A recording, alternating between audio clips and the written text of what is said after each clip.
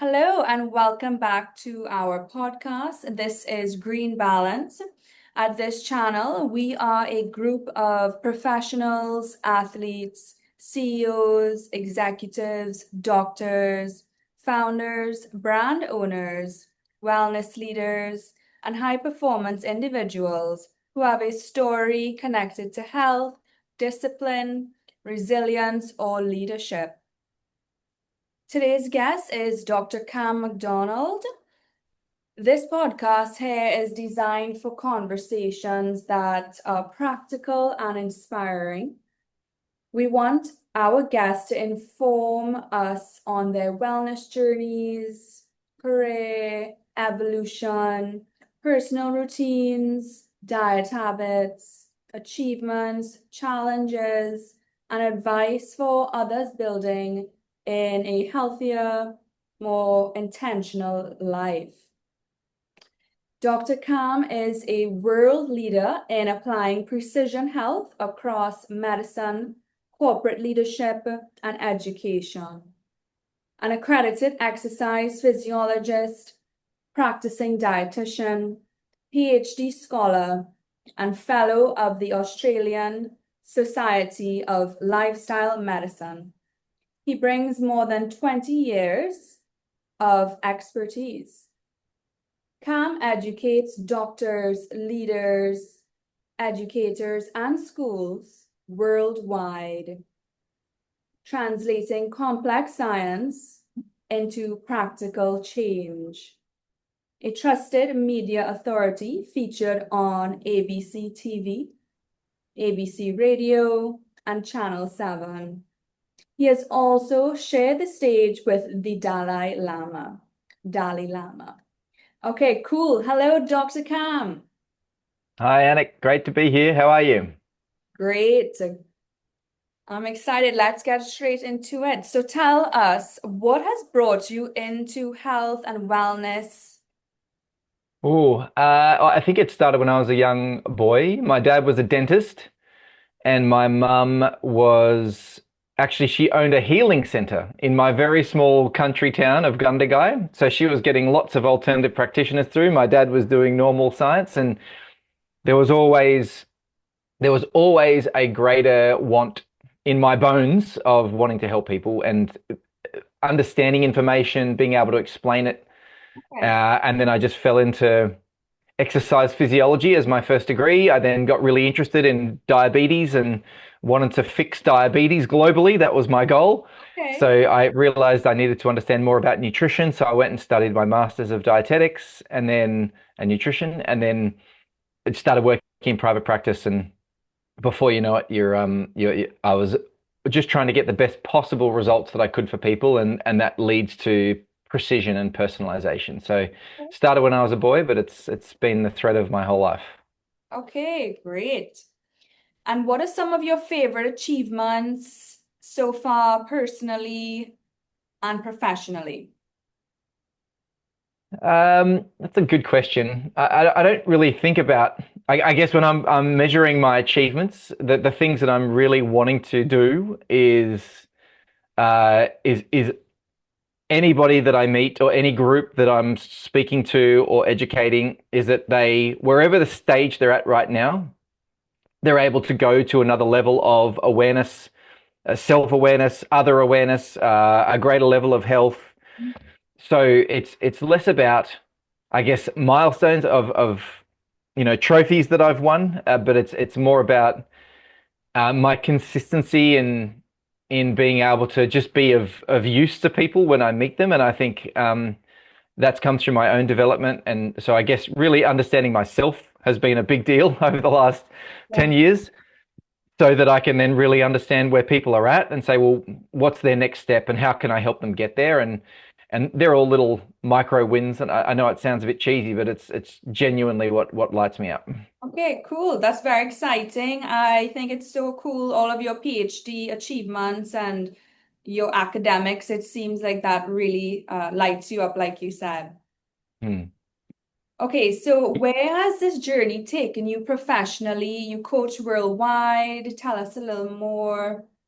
Yeah, well, I was sitting in private practice probably 15 years ago now, and I had clients coming in, and I was giving them diets and exercise programs, and some of them were going really well, some of them were going terribly. Mm. And I got very interested in, well, why are people not getting results? Because I've got some people doing everything they possibly can and they've not changed at all. And I would blame them. I'd say, well, you're not doing it well enough. And it turns out that it was my fault. I wasn't thinking about what's the right program for this person. So it took me into precision and personalization. I started looking at genetics and epigenetics. And I was very, very fortunate to find the world's leading organization that were only just starting, but they'd done better research and more research than any other organization. And still, we maintain that Cool. on what makes a person different.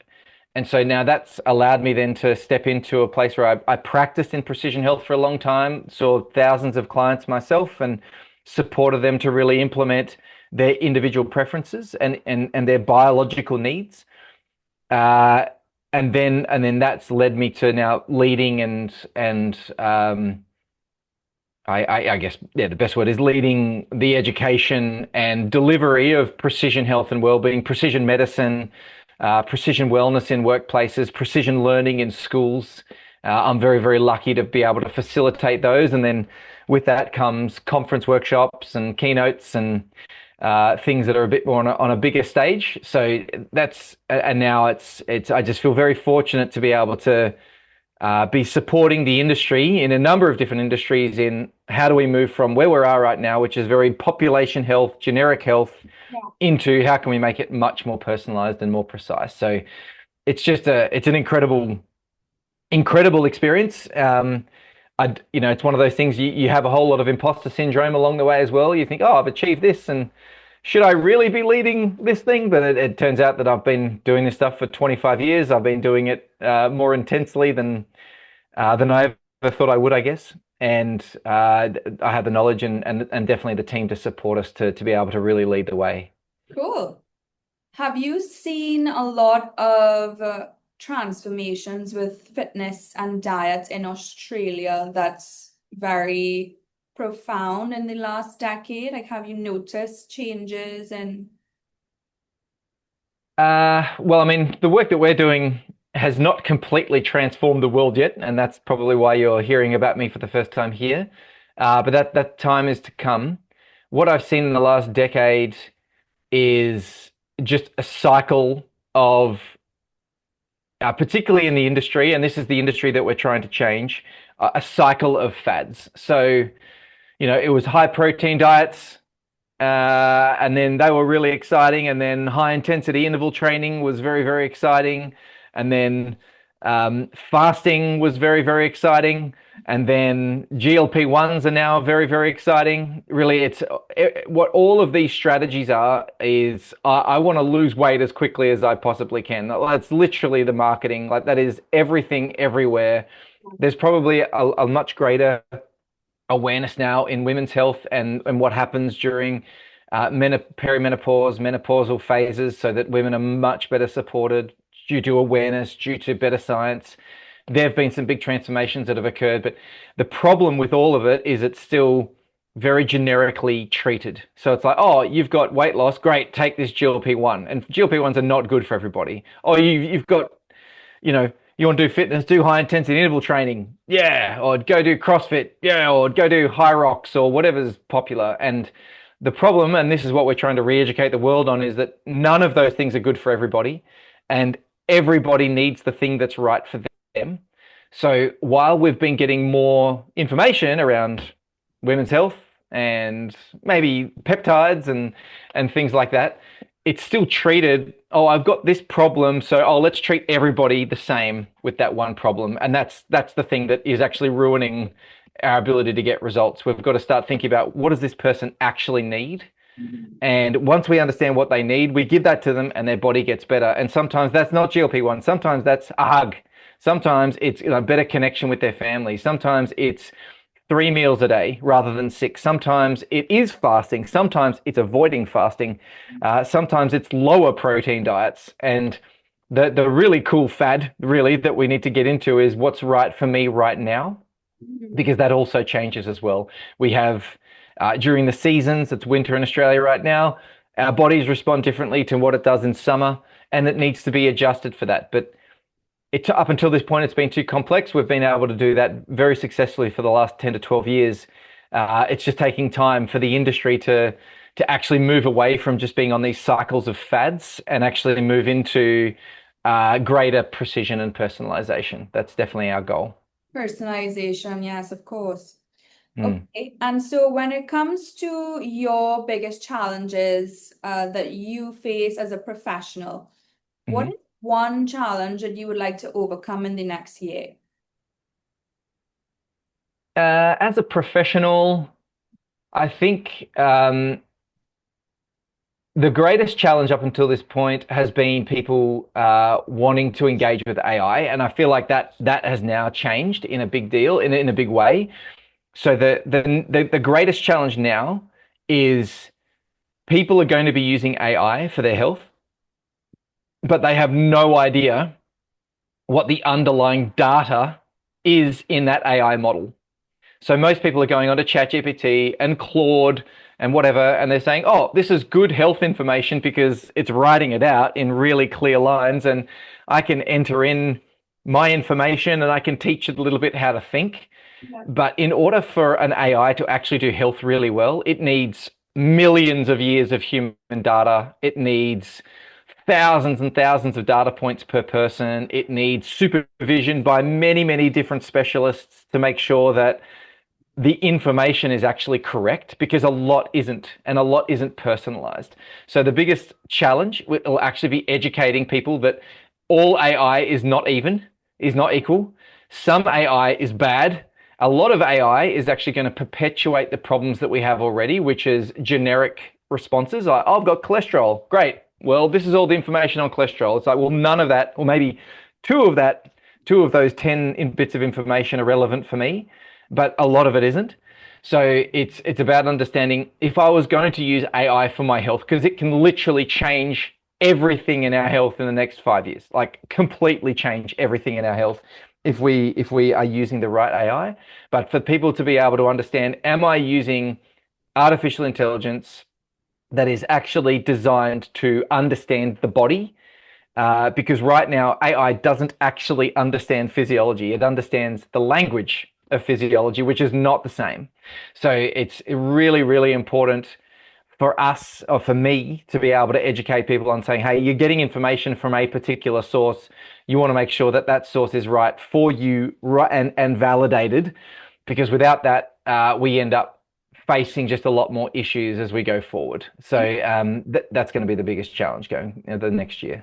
Okay, that's very interesting. Yeah. Okay, and tell us about some of your go-to meals for breakfast, lunch, and dinner.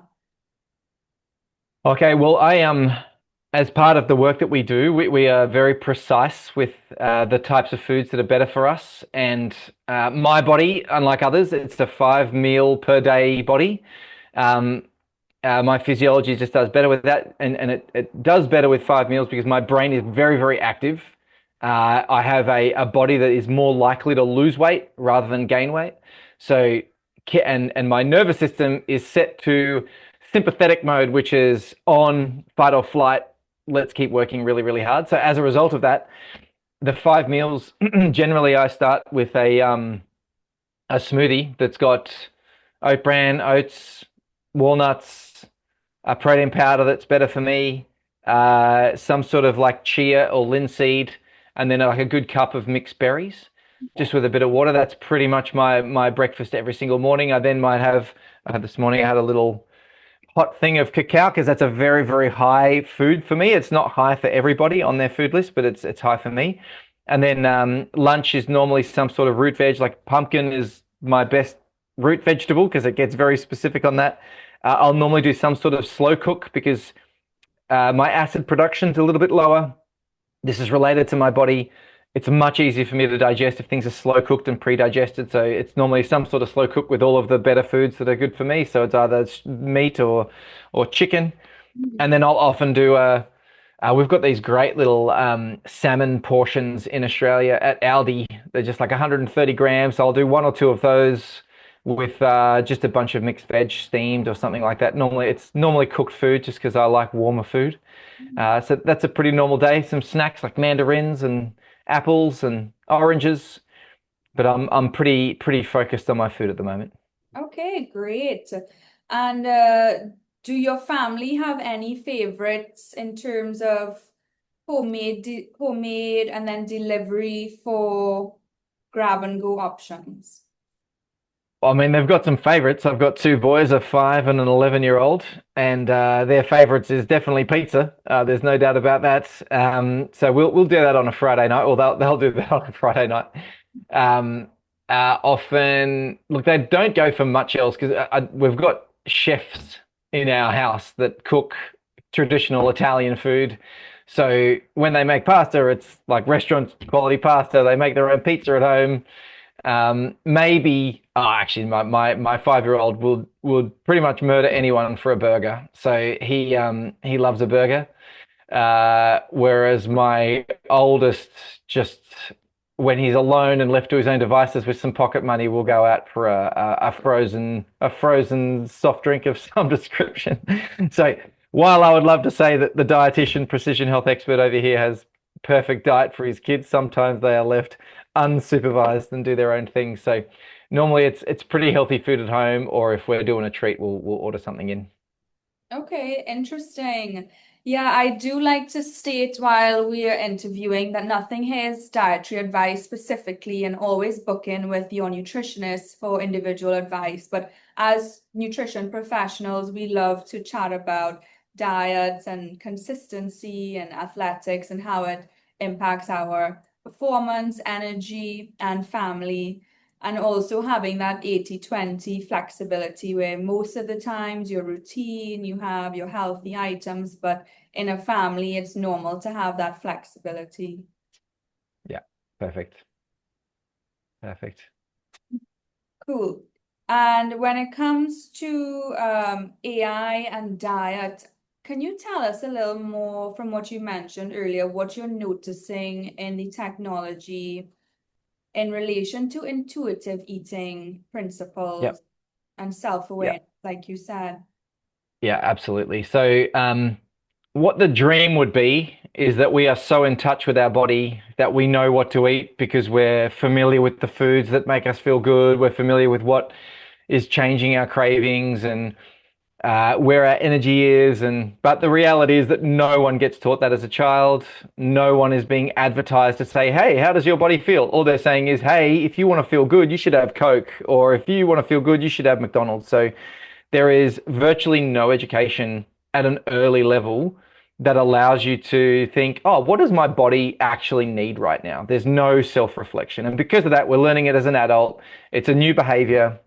And Yeah. so what we're understanding now is that, or what we've been trying to do is to say, hey, instead of you trying to figure out what your body needs for the next 10 years, which is literally how long it takes to try every kind of diet in different circumstances and figure out what really works for you, what we can now do with the precision nutrition and precision health stuff that we're doing is that within about 20 minutes, you can do an assessment process, and that assessment process will literally give you every single food in rank order of what is going to be best for you right now, considering your current state of health, your genetics, the hormones that you have, the climate that you're in, the signs and symptoms of your conditions, and then there's even a medical grade of that based on the medications that you're taking and the supplements that might be better for you as well. So now AI is literally able to say, hey, Anik, right now, the best thing that you could do is a green tea at morning tea, but you should also consider an orange as well for these four reasons. And that's going to really support you into lunchtime. And lunchtime, you want to be having these specific proteins.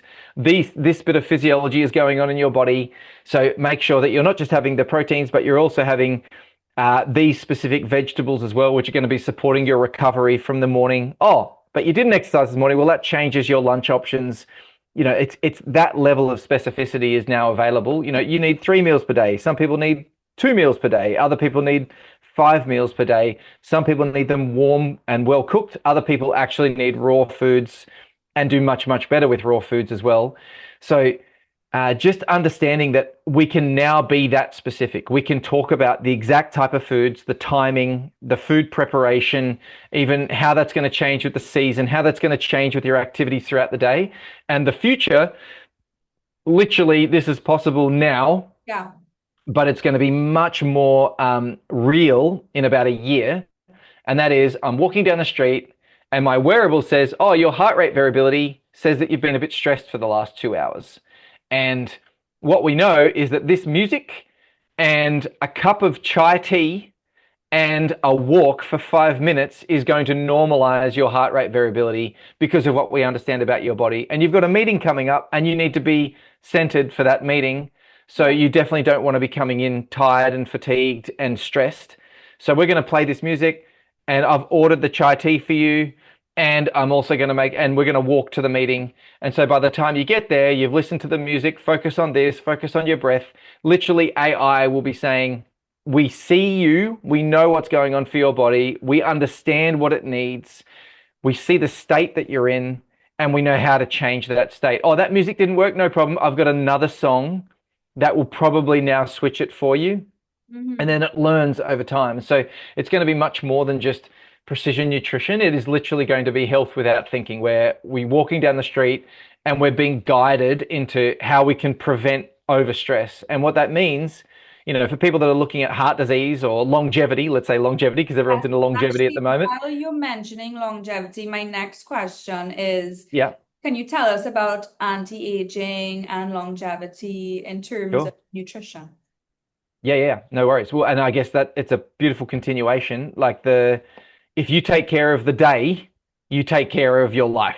Longevity is not just a matter of, oh, I made one decision one day and now I'm going to live longer. You have to make micro decisions the whole way through your life, all of the time, that's constantly managing your health.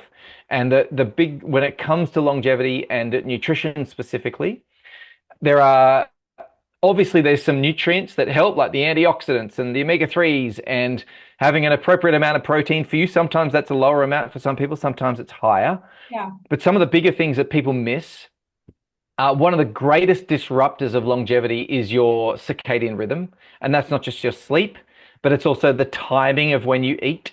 Some people absolutely need 5 meals per day. And if they don't get meals per day, it creates a greater strain on their system, and that's going to influence your longevity. But for some another person, they need 3 meals per day, and that actually increases their longevity, whereas 5 meals for another person will as well. So even the consistency of when you eat. So if you eat at the same time each day, then it's far better for your body than if you eat at different times each day. So you start messing with your blood sugar levels, which are a very important part of longevity, if you're having a random amount of meals each day and it's constantly changing. It's actually better that you just have the same food at the same time every single day. And then if you can understand, oh, I'm better with a 3 meal per day and a light dinner, great, you implement that. Oh, I'm 5 meals per day with a heavy dinner. Great, you implement that. And then you're consistent with that. But the more consistent you are, that actually has a huge impact on your circadian rhythms. And sleep and circadian rhythms are probably, I would say, 3 to 4 times more powerful than some of the specific foods that you're putting into your mouth. Like, all you have to do is be lacking sleep, and you see how quickly your body declines. The food is another one of those timekeepers of your body. So that's a very important thing. Interesting. Then we have, sorry, do you want to jump in there, or is that? Interesting. Yep. Okay, great. So that would be one huge thing that people miss altogether, is timing of food and the regularity of food and the impact that that has. The second thing, of course, then is specific conditions. So, and I'll just give two really quick examples of this, and hopefully that will make sense. But we've got one person. We've got two people here. One person has got a bigger, stronger body, more like a Samoan, like your typical Samoan, like a very big, strong body, like The Rock.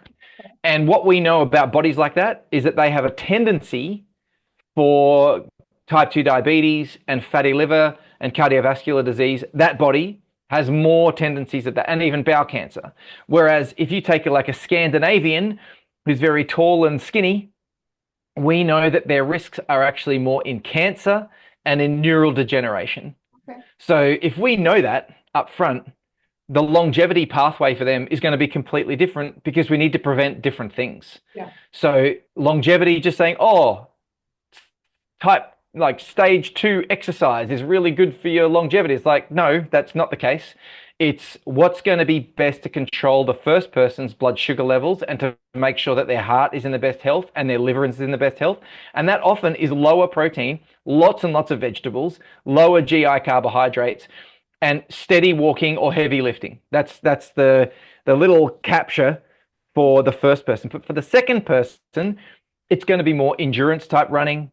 It's going to be regular meals throughout the day. It's going to be adequate protein so they don't waste away, because taller, skinnier people get osteoporosis. And it's going to be mental support and mindfulness, because their nervous system can actually be stressed and can drive a whole lot of disease as well. So they've got the this idea of longevity.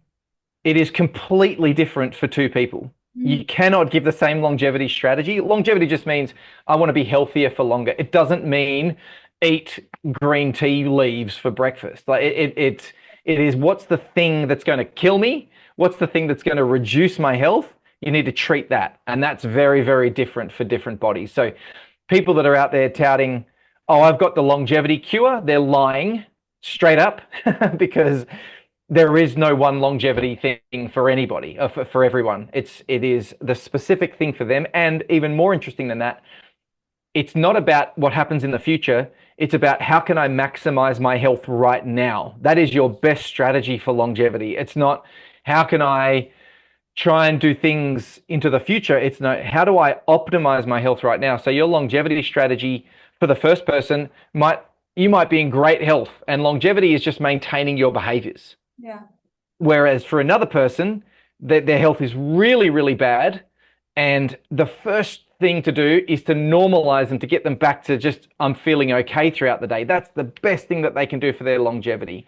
And then we can go to performance. So just that we're in so much more control of our health and our health span when we think about it that way as well. Yeah, excellent. Cool. And what do you think about collagen as a dietary supplement? For specific people, For anti-aging, joint health, that sort of thing. So there's a few schools of thought on this.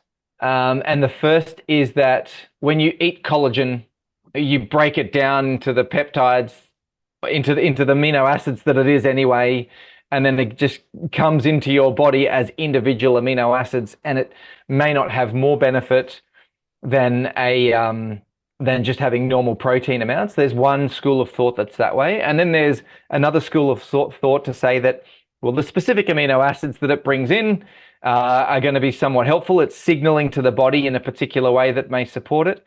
Ultimately, this comes down to it's not just collagen that is supporting the reparation of skin and all of those types of things. It's a lot of the other nutrients as well. It's also the amount of stress that a person is under. If you're under a significant amount of stress, you can be eating collagen, but the stress is just going to be wasting away those tissues anyway, because the hormones are much stronger than the collagen can repair. So that is something that we need to be considerate of. For specific people that need specific support, collagen can be very powerful, but at the same time, it's not generalized. And sometimes a topical treatment may be more effective than than eating them, for example, in some instances as well, depending on what the target of the treatment is too. So if, there may be, it may make sense to do skin collagen type treatments rather than be eating them, which is where you're going to get collagen everywhere in your body, and it's going to be systemic, and you're not going to get as much to the skin potentially. So, and then there are other nutrients that need to be taken with that as well. But then if you're in an environment that's very polluted, if you're in a relationship that's very stressful, if you're in a work environment that's really stressing you, if you're not doing exercise, then your body will essentially not, it won't prioritize rebuilding those tissues, because it's going to be managing stress from my environment's not happy as well. So when we start thinking about individual treatments like that, they are always, oh yeah, this is a good treatment, as long as you've got the rest of the picture together as well. Because without the rest of it, it's just like, I I don't know if anyone's been in a bad relationship before, but it is very stressful, and your food cravings change, and your body composition changes, and your mindset changes, and all of that influences stress hormones. And it's stress hormones that are actually driving the dysregulation of the estrogens and how we manage protein around our body as well. So Okay. it's always too simple to say that we should just take a supplement to get a result, because it's just never that simple. Yeah, I'm two things come to mind there. I was thinking that most of our audience are in healthy relationships, wanting to more preserve their joints to prevent osteoporosis and that Yep. sort of development, and also just to support each other through life stage development. So this is Hmm. interesting for healthy couples to do together to nourish each other and the family to learn these attributes for personalized nutrition. And then when it Hmm. comes to collagen, I am curious to see in your practice if you notice that diet has an impact on, say, wrinkles and the aging process. Do you all have that sort of research or is it different? No, no, it's all part of it. And again, yes, nutrition has an impact. But I guess what I'm trying to say is that the wrinkles that we have, the quality of our skin, one part of it is nutrition. And I would, but it's not even just the nutrients that we take in. Collagen, it has a mechanism that indicates that it would be supportive of making sure you've got the building blocks to repair your skin appropriately. And vitamin C is another one of those that needs to be considered too. However, if there's a whole lot of stress and a whole lot of disease in the body, then it's not going to prioritize the skin. If there is, and I would say that the vast majority of people are not in optimized relationships. There is always strain, there is always stress that we work through, and there's plenty of happy couples, but there's a lot of couples that they tolerate each other, and I would say that, and I without even, this isn't meant to be getting into a relationships chat right now, but it's actually a very, very important part of our health, that you're Yes, training as hard on your relationship as you are on your body. So from a nutrition perspective, the rhythm of your food will mitigate your stress. Ensuring you get great sleep as a result of that will mitigate your stress, and all of those things then contribute to better maintenance of your skin, of your joints. So this is the problem with normal nutrition right now, is that we say, oh, skin is made of collagen, therefore if I take collagen, there'll be an improvement, but it's forgetting that this person's skin is actually related to their overall stress levels, and that's completely different for different people as well. So I'm cautious to say one supplement works, because they don't work for everybody. Secondly, there's a whole lot of other factors that will influence whether the supplement works as well. It needs a bigger picture, and this is essentially what we do in precision health. okay, cool. And do y'all do like detoxes and do parasite cleanses, or is that separate? No, we do. We have some practitioners that do the parasite side of things, but that's sort of off their own knowledge and their own bat. We have a whole lot of work that's been done in what a detox looks for different people, and some individuals, a detox is like a 10-day broth only fast. For another person, it's literally a day of juices, 3 day of normal foods, a day of juices, 3 days of normal foods, a day of juices, because their body can't tolerate prolonged fasts. And if they do, it runs the risk of actually creating more damage. So some people aren't designed for very, very low calorie days. People aren't all designed for water fasts. And if they are, they've got to be medically supervised.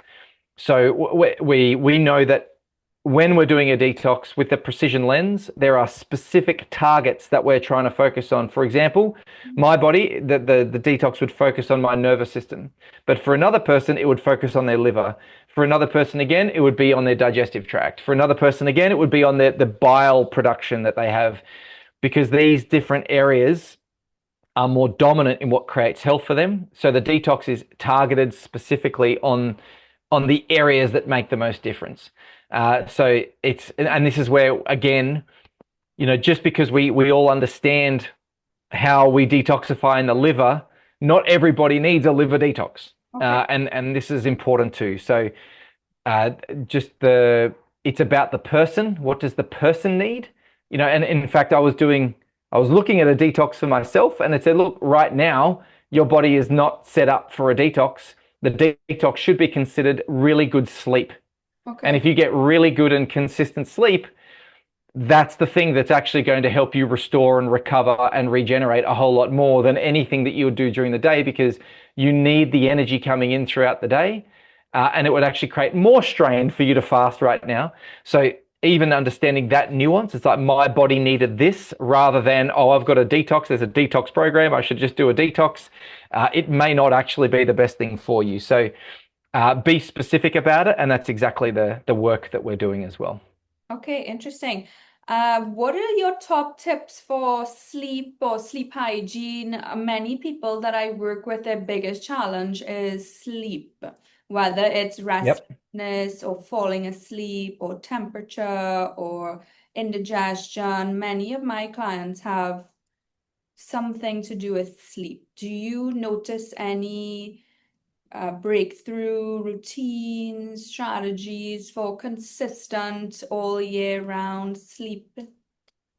Sure. I'd say there's not too many times I will say this, but there is a rule for everybody, and that is get to sleep at exactly the same time, wake up at exactly the same time, and make sure that those two times are at least 7 hours apart. So one of the most important things that your body requires is consistency and rhythm. And it's the lack of that that creates a dysregulation in your nervous system that then messes up your digestion, that then creates the overthinking, that then creates the whatever it might be. It is if the sun came up erratically, like at different times throughout the day, our bodies would be diseased beyond belief. Our body is actually set to a rhythm, and the sun regulates that rhythm. And every time we start changing that rhythm, whether it be through caffeine, like so caffeine after lunch, really you should be thinking about removing altogether if you're looking for best sleep, because that messes around with your circadian rhythm. Doing really high intensity exercise right at night messes around with your circadian rhythm. So from a some so that even though people will underestimate this advice, it is the most important thing. It is the same wake up time every morning and the same bedtime every night. And just setting an alarm to that, your body will naturally start trying to get to sleep at that time. Then the other things that can help with that as well is that virtually every brain needs to do stuff throughout the day, and they need to have some sort of reflection and pause, and then they can calm their mind down for sleep. And so that reflection and pause may be for some person going out for a walk and just letting the mind tick over in their day. It might be journaling for 20 minutes nonstop and just writing out everything that comes to their mind. It might be meditating and collecting their thoughts. So all of these things then calm your mind Mhm. and allow you to reflect. That reflection and integration should then come before blank time where you're just resting and relaxing. And one of the more important things is you should be thinking, if you really want to do this well, you should be cutting out screens 2 hours, an hour and a half before you go to bed. Like once again, people think, oh, I'm not going to do that because I'm going to be on the phone and whatever. This is the cost of having really, really good sleep and feeling fantastic throughout the day. But again, everybody gets busy. So then it's worth understanding some of the personalization pieces. If you've got a body that's short and gymnastic and athletic, generally having a bigger meal at night will help you sleep, because the bigger meal at night calms your body down and then helps you go into rest. If you've got a bigger body that always puts on weight very easily, then you actually want to be having a much lighter dinner. So like vegetables only, or a very, very small amount of protein, or even just broth or vegetable soup for dinner. And that will actually aid your sleep. And we see that in the sleep apnea research as well. So there are some general rules around timing that everyone's going to say, yep, I should get to bed on time, but then you don't. That I would say that is the number one thing. And then the second thing is to understand that before you try and rest, you should reflect. And if you reflect and gather your thoughts, you'll find that you have a much better success of getting your mind calm for sleep. Excellent. Yes, great advice there, doctor. And when sleep apnea, that is a big challenge that we're seeing a lot in the baby boomers and the older population. I look at that like giving extra oxygen to the body. Can you tell us a bit more about that? Yes, I can. So sleep apnea comes from a few different things.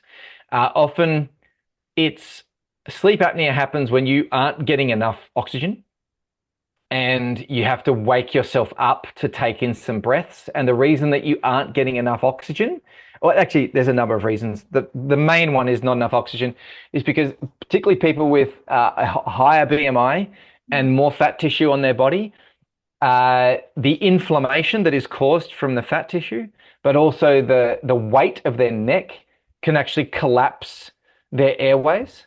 And so this then reduces your ability to breathe in. And so sleeping on your back, the neck collapses.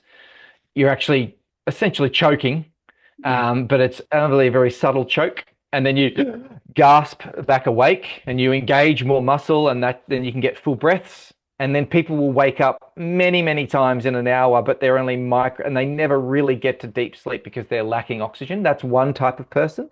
Another type of person, it's to do with an incredibly sensitive nervous system. So they're not actually lacking oxygen so much, but their nervous system doesn't let them go to sleep because they're listening to noise, or it's too cold, or someone's moving next to them in the bed, or there's a light on, and their nervous system is just much more responsive and reactive. Hmm. And so that means that they never get that deep sleep. And then we can also see that some individuals have weak collagen, and it's more flexible. And it's not the weight of their neck, but it's actually the fragility of their collagen and the structures of their body that allow the airways to collapse. And so they actually need to do strengthening exercise, interestingly enough, of specific muscles to support with their breathing and various things like that too. So different types of sleep apnea. The first kind of sleep apnea actually needs light dinners, like the heavier body, whereas the nervous system central sleep apnea, which is I'm noticing all of the senses and sounds, and that's waking me up. That actually requires a heavier dinner of carbohydrates because a heavier dinner calms the nervous system and then allows that sleep to occur. So sleep apnea is different again for different people, and it needs different treatments, but hopefully that helps. Yeah, definitely. I would like to know what are your top four healthy carb recommendations that you recommend to clients? Anik, this is an unfair question. You know it's an unfair question because you've been through our course. There is there is no healthy carb recommendation for everybody.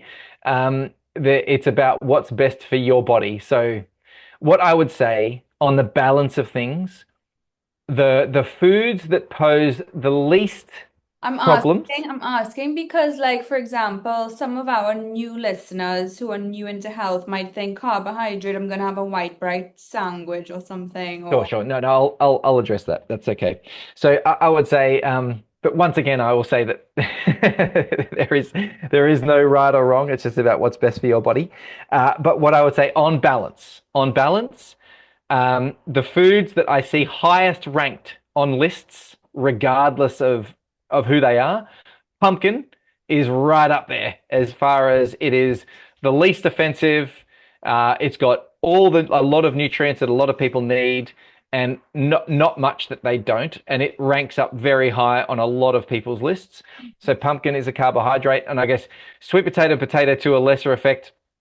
But the other ones, lentils, are actually a very, very highly ranked carbohydrate in a lot of people's lists, unless they've got specific issues around them. And then fruits. So citrus fruits, berries are also carbohydrate. And then things like the grains that I see, oat bran, wheat germ, like these are different types of grains than you typically see, but these are a very good source of carbohydrates, very good source of fiber, and don't seem to have the same reactivity that other people can have. So definitely not saying white bread is your top choice, that's for sure. But those are the foods that seem to, regardless of the person, I've noticed that they're higher on the list for many people than other things. Okay, cool. Mhm. Squash is also a really good one. It's just family to pumpkin, I suppose. Yes, yeah, it's virtually the same food, just a different name. Cool, cool. Yeah. All right. And when it comes to the breath work, we were chatting about sleep apnea with it impacting in the throat and chest. I wonder if most people generally have to work on their lung strength for better oxygen flow. And I'm seeing now a trend. You could let me know if you've seen it in Australia, that people are going to oxygen bars and sitting down and get young people and sitting, breathing in oxygen. Yep. So it can be effective. Obviously, it increases your oxygenation. Um, I would say that. What am I going to say about that? Yeah, what would be some of the benefits? You feel like humans need Okay. better All right, great. oxygen. Yes. Well, gr generally, greater oxygenation is going to provide you more energy. More energy means that you can perform more metabolic tasks in your body. And one of those metabolic tasks is managing stress, managing like detoxification pathways, energy that your liver uses to make sure that it can clear things out. It can be cognitive performance. If your brain is more oxygenated, you've now got more fuel to be able to do that. So, uh, it's a very expensive way of doing what you can do with um, a really good diet, good breathing skills, good exercise. Getting out into nature. So it's one of these things as well. It's a fad. It's a treatment that is very effective for some individuals, but Okay. it's not required for everybody. Okay. And I'm not saying it's bad. I'm Yeah. just saying that we get trendy with this, and because it trends, we want to do it.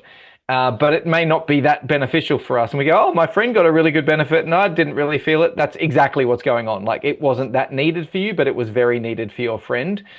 But most people aren't making those types of considerations. They're like, oh, my friends are doing it, so I'll go along as well. So I'd just encourage people to be a bit more nuanced in their approach.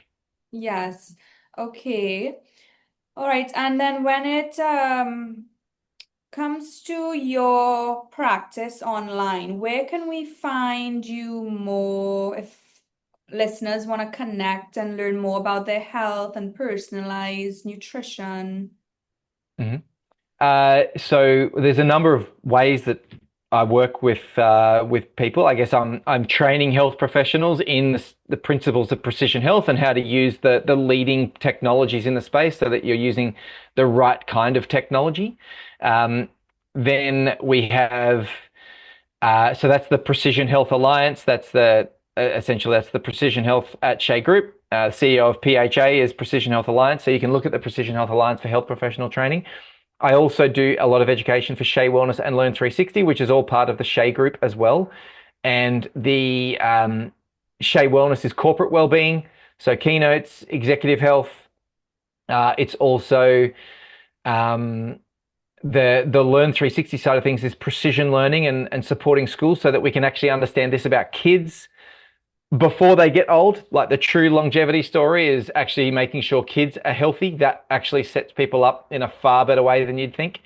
So we do a whole lot of work in that space too. So the jump in there. There's also another website. If you just Google Dr. Cam McDonald and Shea Group, SHAE Group, you can Google that and you'll find the web page that has links to all of those connecting sites as well. Okay, cool. And you're in Australia now, so I'm just letting our listeners know for time zones because you do connect with people from around the world, Mhm. that people could schedule a call with you, learn about the Shea group and how to get information on their personalized diet and nutrition protocols. Yes, that's exactly right. And well, definitely I don't see any clients anymore. I'm in a training and facilitating space at a slightly higher level as far as greater scale of people. But we have a whole lot of health professionals that do this exact work, and I can definitely connect you with that as well. And obviously, this is work that you do too, Annick. So if there's people in your area, be very happy to refer them back to you. Okay, cool.